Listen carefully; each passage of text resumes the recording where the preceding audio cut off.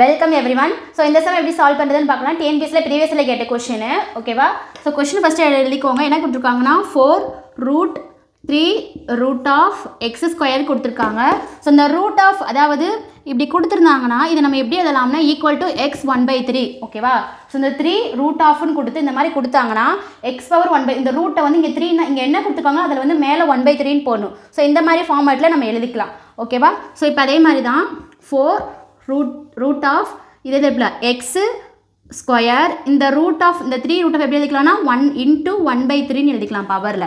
ஓகேவா? ஸோ இது எப்படி ஆயிரும் 4x 2/3 ஆயிரும். அதே மாதிரி தான் இதை 4 ஆஃப் எப்படி எழுதலாம்னா எக்ஸ் பவர் சம்திங் இப்படி இருந்துச்சுன்னா x⁻1/4 எழுதலாம். ஓகேவா? ஸோ ரூட் ஆஃப் 3x 1/3னா இங்கே ரூட் ஆஃப் எக்ஸ் பவர் இந்த 4 ரூட் ஆஃபை வந்து 1/4 எழுதிக்கலாம். ஓகேவா? ஸோ அதே மாதிரி தான். ஸோ இது எப்படி எழுதுவீங்கன்னா x⁻2/3 × 1/4 இதை அடிச்சு கொடுத்தீங்கன்னா 1 2s are 2 2 2s are 4 அப்போ 3 2s are 6 அப்போ x is equal to 1/6. அப்போ A is the right answer. ஓகேவா? ஸோ சம்ம புரிஞ்சா ரொம்ப ஈஸியான சம் தான். ஓகேவா? ஸோ ஒர்க் அவுட் சம் தரேன், நோட் பண்ணிக்கோங்க. ஸோ இந்த செம்மை வந்து சால்வ் பண்ணி ஆன்சரை வந்து எனக்கு கமெண்ட் பண்ணுங்கள். ஓகேவா? தேங்க்யூ.